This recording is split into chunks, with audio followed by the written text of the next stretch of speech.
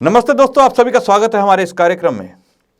दोस्तों, हम एक ऐसे व्यक्ति के बारे में समय समय पर आवाज उठाते रहे हैं जिसने लोगों को अपने पाखंड के जाल में फंसा रखा है। जी हां, हम बात कर रहे हैं रामपाल की, उस पाखंडी की जिसके पाखंड के जाल में फंसकर हजारों लोग अपना जीवन बर्बाद कर चुके हैं और आज भी उसका गैंग इसी चेष्टा में जुटा है कि किस प्रकार से लोगों को लूटा जाए, किस प्रकार से लोगों को ठगा जाए। आज रामपाल जेल के अंदर है, लेकिन उसके जेल के अंदर जाने के पीछे बहुत बड़ा हाथ आर्य समाज का है, क्योंकि आर्य समाज ने सदैव उसका विरोध किया, उसकी जो गलत बातें थी उसके पाखंड का विरोध किया, जिसके चलते रामपाल ने आर्य समाज के बहुत सारे कार्यकर्ताओं के सामने गोली चलाई। उस गोली कांड के अंदर कुछ आर्य समाज के आर्यवीर शहीद हुए। मुद्दा जरूरी में आप सभी का स्वागत है। आज हमारे साथ मौजूद हैं आर्यवीर अरविंद जी और समाजसेवी श्री कृष्णदेव शास्त्री जी। आप दोनों का ही बहुत बहुत स्वागत है हमारे इस कार्यक्रम में। सबसे पहले तो मैं कृष्णदेव जी आपसे जानना चाहूँगा, ये रामपाल नाम का जो ठग हम किसे कह लें, ये जो व्यक्ति है ये आज भी जेल से ऑपरेट कर रहा है, जेल में बंद है। जेल में बंद होने के बावजूद हम देखते हैं कि प्रतिदिन ट्विटर पे, फेसबुक पे, हर जगह पर इसका ट्रेंड चलता है। रामपाल के बारे में चर्चाएं होती हैं, इसकी किताबें छपती हैं, मार्केट में आती हैं, लोगों के घरों में फ्री पहुंचती हैं, जगह जगह पर विरोध होता है, फिर भी ये मानते नहीं। आखिर ये रामपाल का क्या मकसद है और रामपाल जेल में होते हुए भी किस प्रकार से कार्य कर रहा है? रामपाल का स्वयं का कोई अस्तित्व है ही नहीं। 2003 में हम आचार्य बलदेव जी के साथ बैठे थे दान मठ में, तो वहां पे आशाराम बापू का आश्रम है यहाँ रोहतक के अंदर। वो आए और कहने लगे कि एक रामपाल नाम का संत है और वो आशाराम जी के बारे में अनाप शनाप लिखता है, आप कुछ कीजिए। तो आचार्य बलदेव जी ने कहा, भाई कि ये तो गलत बात है टीका टिप्पणी करना, लेकिन आप भी अपनी बुराइयों को दूर करो। अरे रामपाल दास गलत क्या करता है ये बताओ पहले तो आशाराम के व्यक्तियों ने बताया था कि रामपाल दास जो है और राम के ऊपर उंगली उठाता है, कृष्ण के ऊपर उंगली उठाता है और स्वयं को कबीर का अवतार घोषित करता है। जैसा कि उसकी पुस्तकें हैं ये अनेक, इनमें साफ लिखा है, ये जीने की राह है, गीता है, इन सब में लिखा है कि रामपाल पहले कबीर भगवान था, उसके बाद गरीबदास जी थे और अब मैं हूं। भगवान घोषित करने के चक्कर में और सूखी वाई लूटने के चक्कर में उन्होंने सब पर ही ब्रह्म कुमारी को नहीं छोड़ा, इनको ओम शांति वालों को नहीं छोड़ा, राधा स्वामी को नहीं छोड़ा, सबके ऊपर आक्षेप किए। लेकिन जब उसके साथ कोई टक्कर लेने वाला नहीं मिला और मैदान में अकेला ही घूम रहा था, तो उसने सोचा कि भाई क्यों ना मैं स्वामी दान के बारे में भी कुछ लिख दूं। जब उसने स्वामी दान जी के बारे में अनाप शनाप प्रचार करना शुरू किया तो जो आर्य थे उनसे वो बात सहन नहीं हुई। और जब गांव में जाकर के डिगल में, करोथे में, मायने में, इन गांव में हम गए तो वहां जाकर के पता लगाया कि लोगों का जीना मुश्किल कर दिया था इस आदमी ने। खेतों में पानी देने के लिए लोग जाते तो डरते थे, इसके अनुयायी जो थे उनको पकड़ लेते और जबरदस्ती नामदान दिलवाते और ये कहते कि भाई तुम्हारे को सतलोक प्राप्त हो जाएगा। इस प्रकार से पाखंड का अड्डा जब ये बन गया तो आर्य समाजियों ने वहां के गांव के लोगों के साथ मिलकर के, क्योंकि रामपाल के साथ हमारी, रामपाल तो क्या झूठपाल है वो जी, उसके साथ हमारी व्यक्तिगत तो नहीं है, लेकिन मैं आपका जो प्रश्न है, मैं लंबा नहीं जाऊंगा, आपका प्रश्न है कि भाई रामपाल दास जेल में होते हुए अब क्यों फैल रहा है जी। उसका कारण है क्योंकि रामपाल दास नहीं है, ये कम्युनिस्ट है, ये कम्युनिस्ट हैं। उनको ये पता है कि जब तक आर्य समाज का प्रचार प्रसार रहेगा तब तक हमें पूरे हरियाणा को कम्युनिस्ट विचारधारा का नहीं बना पाएंगे। ईसाई सोचते हैं कि आर्य समाज हमारे रास्ते में रोड़ा है और इस्लाम वाले भी कहीं ना कहीं ये सोचते हैं कि हमारे सामने भी सबसे बड़ा कोई रोड़ा है तो आर्य समाज है। और आर्य समाज के खिलाफ 2006 में ही ये जाट दलित एकता घोषणा पत्र है, जो ऐसी अनेक किताबें रामपाल दास के नाम से छपी और जो रामपाल दास ने लिखा है वो इन्हें लिखा है जी। और इनको लिखने वाले ये हैं मनोज दून वगैरह जो पूर्णतः ईसाई बन चुके हैं। तो रामपाल दास नहीं है, रामपाल दास के जो पीछे शक्तियां हैं वो कम्युनिस्ट शक्तियां हैं, ईसाई मिशनरीज हैं और ये उसके पीछे लगी हुई है। क्योंकि रामपाल दास भी होता तो रामपाल दास कब का जेल में जा चुका है, उसका कोई अस्तित्व है ही नहीं। जी बिल्कुल, रामपाल दास को तो कभी पगड़ी बांध के दिखाई जाती है, कि एक विशेष समुदाय के लोगों का ये प्रतिनिधित्व करता है। कभी पगड़ी बांध देते हैं, कभी धोती बांध देते हैं, लेकिन पगड़ी और धोती उससे पहले कभी नहीं बांधी। जी बिल्कुल। तो ये जी, ये जो आपने बात बताई कृष्णदेव जी, रामपाल को लेकर जो आपने एक खुलासा किया कि वास्तव में रामपाल कोई व्यक्ति विशेष नहीं रह गया। अभी रामपाल जो व्यक्ति था वो जेल में है, लेकिन ये एक बहुत ही सोची समझी साजिश है जिसके तहत रामपाल को खड़ा किया गया इस समाज के अंदर, क्योंकि हरियाणा या पश्चिमी उत्तर प्रदेश ये सब जो क्षेत्र था, यहाँ पर आर्य समाज या आर्य विचारधारा के लोग काफ़ी ज़्यादा थे, तो वहाँ पर ईसाई धर्म को फैलाना या वामपंथी विचारधारा को फैलाना थोड़ा मुश्किल हो रहा था। तो रामपाल नाम का व्यक्ति ये खड़ा कर दिया गया। तो ये एक बहुत बड़ा सवाल है कि आखिर क्या रामपाल या रामपाल के जैसे जो 2-3 लोग और भी हैं अभी पश्चिमी उत्तर प्रदेश में या हरियाणा में, जिनको कुछ को पकड़ा गया, कुछ के नाम बाद में आए, जिनको बहुत सारे जो है धार्मिक संगठनों ने बैन भी किया, ये लोग क्या इनको वास्तव में ये पश्चिमी सभ्यता से जुड़े हुए लोग या तो ईसाई या कह लें ये जो मिशनरीज हैं, ये सब सपोर्ट करते हैं और इनको खड़ा करके हिंदू धर्म को बदनाम करते हैं? अरविंद जी, आपसे जानना चाहेंगे इस बारे में, ये जो अभी कृष्णदेव जी ने बात करी। जैसा कि देखो, सर्वप्रथम तो मैं आपका धन्यवाद करना चाहूंगा। आप इस मुहिम को निरंतर आगे प्रसारित कर रहे हैं और देश में पाखंड अंधविश्वास का विरोध करने के कोई सामर्थ्य रखता है तो आर्य संदेश टीवी है। इसके लिए मैं आपको धन्यवाद करना चाहूंगा।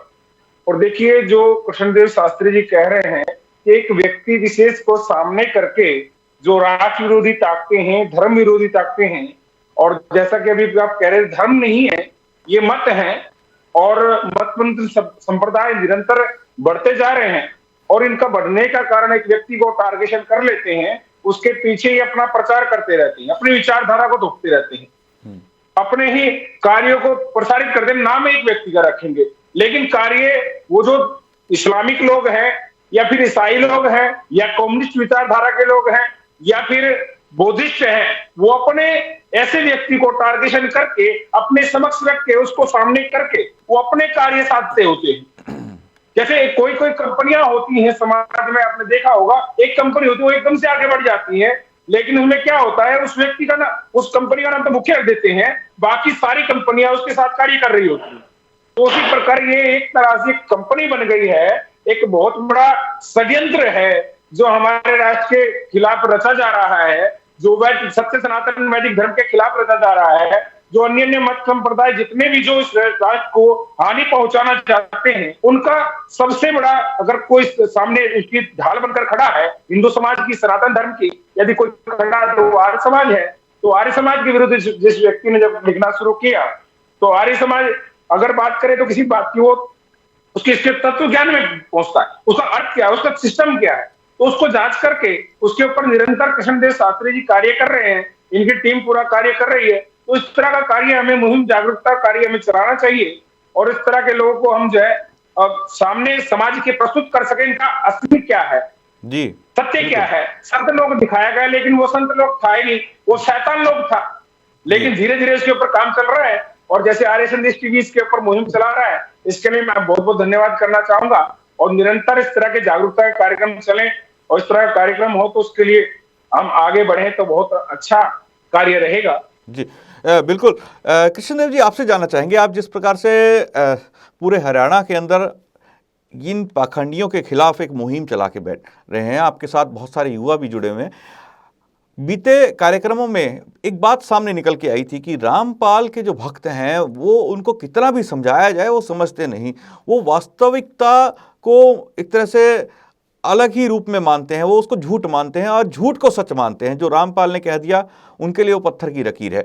ये जो स्थिति है, इसको किस प्रकार से आप और आपकी टीम के लोग सामना करते हैं और किस प्रकार से रामपाल के जो कथित रूप से अनुयायी हैं या जिसे कह लीजिए बहक गए हैं जो उसकी बातों में आकर, उनको किस प्रकार से आप लोग समझाते हैं? देखिए जी, ये जो सारा षड्यंत्र है, ये आप कुरान को ले लीजिए या गहरी नजर गीता में ले लीजिए या जीने की राह, ये रामपाल दास की पुस्तक है, इसको ले लीजिए, सब में एक ही बात लिखी हुई है। वो कुरान वाले लिखते हैं कि भाई तुम मोहम्मद का ये पैगाम सुनाते सुनाते, इसको प्रचार करते करते यदि शहीद हो गए तुम्हारे को जन्नत मिलेगी। और ये रामपाल दास बदमाश झूठपाल ये कहता है कि यदि तुम मेरे लिए कुर्बान होगे, कबीर का प्रचार करते हुए, मेरा प्रचार करते हुए यदि तुम कुर्बान होगे और तुम्हारी डेथ भी होगी, तुम्हारी मृत्यु भी होगी, तो तुम्हारे को ना तो खाना बनाना पड़ेगा, इसमें लिखा है इसमें साहब, तुम्हारे को ना तो भोजन की आवश्यकता पड़ेगी, और तुम्हारे को जन्नत जैसा ही माहौल दिखाया गया है। इन्होंने तो यहां तक लिख दिया कि बड़े बड़े बाग होंगे, अच्छा विवाह शादी होगा, और वहां सतलोक में तो सारे ठाट्स है। जैसे कुरान है, बाइबल है, वहां जैसे लुभावने जो वादे है ना। अब अमेरिका में भी एक बार पीछे ही कोई किसी भाई ने बताया था मेरे को कि काफी दिनों पहले अमेरिका में कोई ब्लास्ट हो गया, और जब आतंकवादियों को पकड़ा तो उनसे छोटे छोटे बच्चे मिले उनमें, और उनसे पूछा भाई तुम ऐसे कैसे आ गए यहाँ पे, और तुम मर गए तो कहने लगे कि हमारे को पता है वो उनके कि हम यदि मर भी गए तो हमारे को उरे मिलेंगी। और जब उनका तलाशी ली गई तो महिलाओं के जो वस्त्र होते हैं, गुप्त वस्त्र, उनको उनकी जेब में पाया था।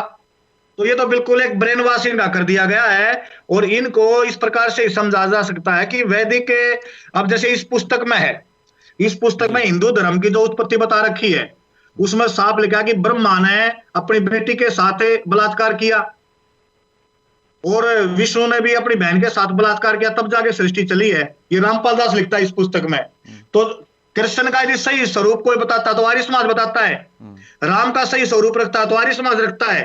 अब आर्य समाज ही ये जो मत संप्रदाय हैं, ये जो ढोंगी लोग जो हैं, वो इनको साथ में लेकर के इनकी आड़ में तीर चलाते हैं। जैसा कि अरविंद जी ने कहा ना, ये षड्यंत्र है बड़ा भारी इनका। और ये मेरे पास बिल्कुल प्रूफ है कि मनोज दून है और अनेक नौजवान है जो बहके हुए हैं, वही इनको सपोर्ट करते हैं, वही इनकी पुस्तकें छापते हैं।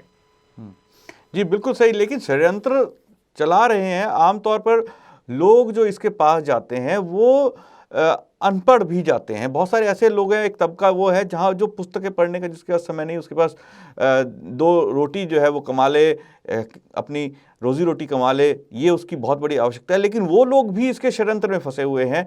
गाँवों में बहुत सारे लोग हैं जो इसके षड्यंत्र में फंसे हुए हैं। आखिर वो पुस्तकें तो पढ़ते नहीं, उनको केवल और केवल इसकी बातें बताई जाती हैं या चमत्कार दिखाए जाते हैं। उनको किस प्रकार से हम वापस ला सकते हैं? उनको हमारे समाज के सिद्धांत बता करके, अपने वैदिक धर्म की तरफ उनको आकर्षित करके, और वैदिक धर्म का लाभ बता करके कि हमारा धर्म ये पाखंडियों का नहीं है।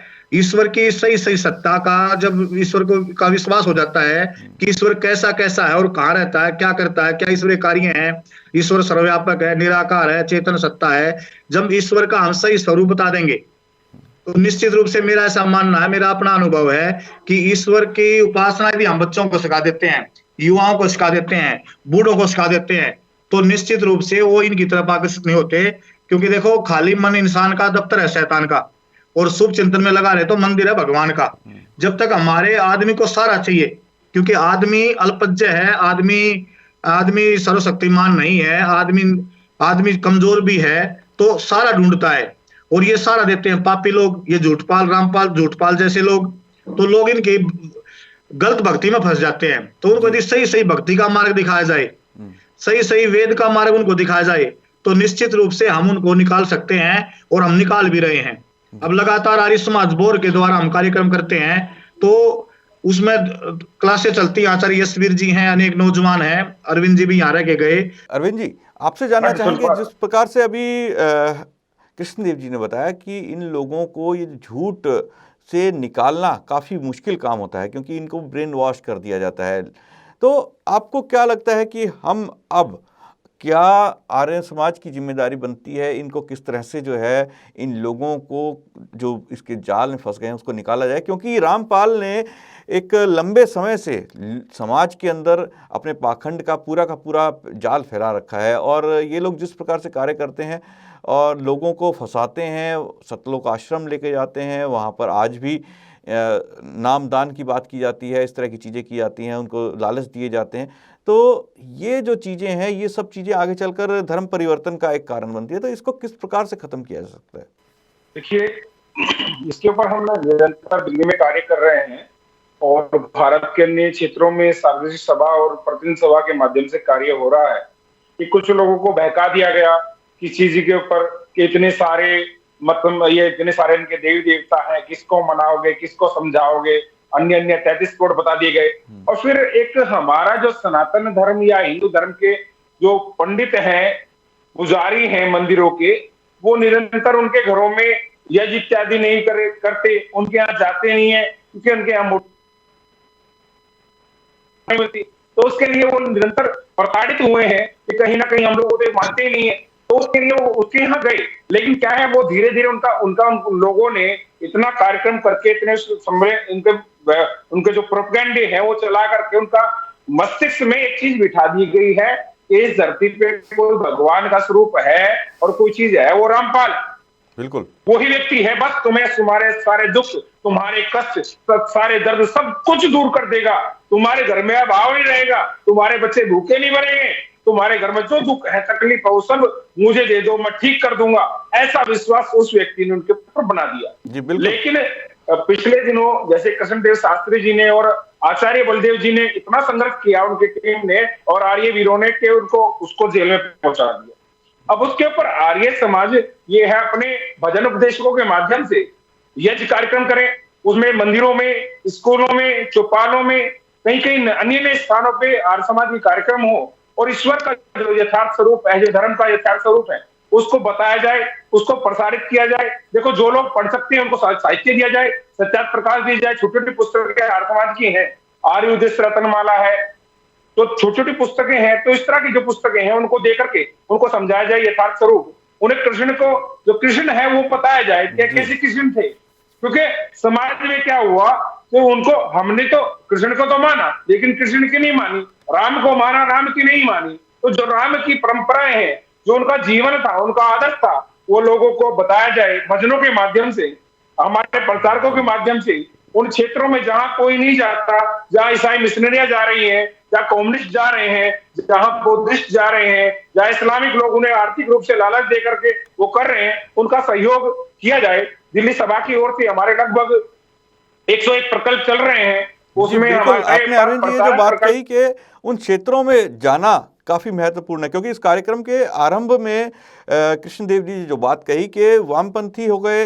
ईसाई मिशनरीज हो गए, ये सब इसके पीछे हैं। और इसका एक जो हम पूरी चर्चा के बाद जो मुझे लगता है देखने पर, अगर हम देखें पूरे देश के अंदर वे राज्य जहाँ पर आजकल ईसाई मिशनरियों का या वामपंथियों का प्रचार ज़्यादा है, या ये जो इस्लामिक लोग हैं वो लोग प्रचार कर रहे हैं अपने धर्म परिवर्तन करने के लिए, वो छत्तीसगढ़ है, मध्य प्रदेश है, बिहार झारखंड के क्षेत्र हैं, पंजाब है, हरियाणा है, और इन्हीं क्षेत्रों में रामपाल भी फल फूल रहा है, रामपाल के लोग भी फल फूल रहे हैं।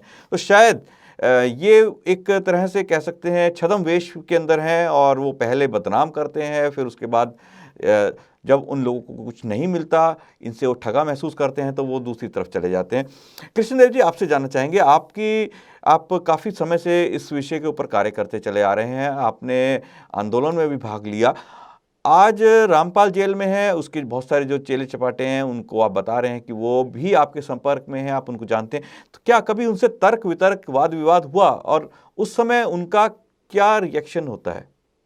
उनका रिएक्शन ये होता है कि हमारे को तो बहका दिया, लुभावना दे करके, कुछ स्वार्थपूर्ति बातें करके, तुम्हारे घर में सुख हो जाएगा, तुम्हारी पति पत्नी की जो आपस में अनबन हो दूर हो जाएगी, भाई तुम्हारे को धन प्राप्त हो जाएगा, तुम्हारे बच्चों की मृत्यु नहीं होगी, तुम्हारे को ये कर देंगे होगा, इस प्रकार से उनको बहकाया जाता है। अब जैसे यहाँ भी देखते हैं कि जब यहाँ आंदोलन चला, पिछले दिनों जाट आरक्षण आंदोलन चला, तो उसमें रामपाल ने यहाँ जो बैठे थे धरने के ऊपर, उनको 11-11 लाख रुपए प्रत्येक धरने पे दे दिए उसने, जबकि रामपाल दास ने नहीं दिए, और कहा कि मैं गाड़ियां भर के लाऊंगा। और जब वो गाड़ियां आई तो आपके अनुसार वो छत्तीसगढ़ किसे आई? यहाँ के लोकल आदमी तो बहुत कम थे। और जो भीड़ वाली बात है कि भाई अब यदि भीड़ तो हम भी इकट्ठी कर दें, अब हम कह देंगे भाई हम लाडू बनवाएंगे, तो कितनी झुग्गी झोपड़ियां वो सब के सब आ जाएंगे। तो ये दरअसल क्या है, ये लोभ लालच में बिल्कुल एक साजिश है, षड्यंत्र है। और हमें जल्दी से जल्दी प्रत्येक आर्य को तो इसका पता होना ही चाहिए कि जब राम रहीम अंदर चला गया तो राम रहीम के जो अनुयायी थे वो कम पड़ गए, आशाराम के आश्रम खाली हो गए, और जो साधु जेल में चले गए उनके आश्रम खाली हो गए। ऐसा रामपाल दास में क्या योग्यता है भाई कि वो जेल में है और उसके अनुयायी बढ़ते जा रहे हैं?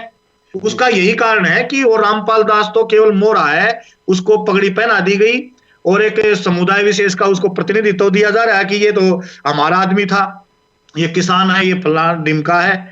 तो ये सब बहकाने वाली बातें हैं। मुख्य उद्देश्य तो इनका ईसाई मिशनरी होगा इसमें है, और हमें इससे से जल्दी इसको समझ लेना चाहिए। और ये जितने भी भाई हैं इनको अपनी तरफ करना चाहिए, और वहां भी हमने छत्तीसगढ़ आदि में भी आर्य समाज का प्रचार प्रसार करना चाहिए। लोगों को अंधविश्वास से पाखंड से बचाना चाहिए, और सुख का स्रोत तो वेद ही है। जब वेद को और ईश्वर को हम स्थापित कर देते हैं एक व्यक्ति के मस्तिष्क में, एक व्यक्ति के दिमाग में, तो निश्चित रूप से वह व्यक्ति कभी भटकता नहीं।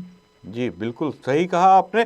अगर व्यक्ति के दिमाग में सच्चाई आ जाए और वो सच्चाई से जानकार हो जाए तो वो भटकता नहीं। और हमेशा से ये देखा गया है कि एक व्यक्ति जिसने आर्य समाज का साथ जोड़ लिया वो भटका नहीं, उसने धर्म परिवर्तन नहीं किया, क्योंकि उसे पता है सच्चाई क्या है, वास्तविक धर्म क्या है, वास्तविकता क्या है, और दूसरे जो मत और संप्रदाय हैं उनकी वास्तविकता क्या है। क्योंकि सत्यार्थ प्रकाश में महर्षि दयानंद ने सभी चीज़ों का एक तरह से निचोड़ दे दिया, सत्यार्थ प्रकाश लोगों को पढ़ने को दी।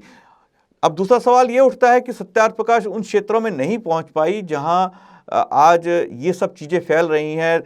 वो मध्य प्रदेश, छत्तीसगढ़ के जंगलों के इलाके, आदिवासी क्षेत्र हो सकते हैं, या कुछ गांव हो सकते हैं पश्चिम उत्तर प्रदेश या हरियाणा के, पंजाब के, जहां पर सत्यार्थ प्रकाश शायद नहीं पहुंच पाई। लेकिन वहां पर भी आर्य समाज के जो प्रचारक हैं लगातार कार्य कर रहे हैं। छत्तीसगढ़ से भी हमारे साथ जुड़ते रहते हैं, मध्य प्रदेश से भी लोग हमारे साथ जुड़ते हैं जो रामपाल के खिलाफ कार्य कर रहे हैं। और ये एक ऐसा आंदोलन आर्य संदेश टीवी के जरिए अब जुड़ता चला जा रहा है, जहां पर राजस्थान हो, छत्तीसगढ़ हो, मध्य प्रदेश हो, जो भी लोग इस विषय पे कार्य कर रहे हैं वो सब आज इस प्लेटफॉर्म पर एक साथ एक मुखर आवाज में इसके खिलाफ खड़े हो चुके हैं। और जो ये जो खेल सोशल मीडिया या आप कहें मीडिया के जरिए रामपाल और उसके चेलों द्वारा चलाया जा रहा है, वर्चुअल रूप से चलाया जा रहा है, क्योंकि रामपाल तो आज जेल में है, उसकी जो पुरानी वीडियोस चलाई जा रही हैं, उनके पुराने वीडियोस को एडिट कर कर ये दिखाया जाता है कि रामपाल सपने में लोगों के आते हैं, वो बंदी छोड़ जो जेल के अंदर है वो लोगों को जेल से छुड़ा रहा है। ये सब चीज़ों का जो प्रचार आज मीडिया के जरिए कर रहा है आर्य संदेश टीवी, उसके अंदर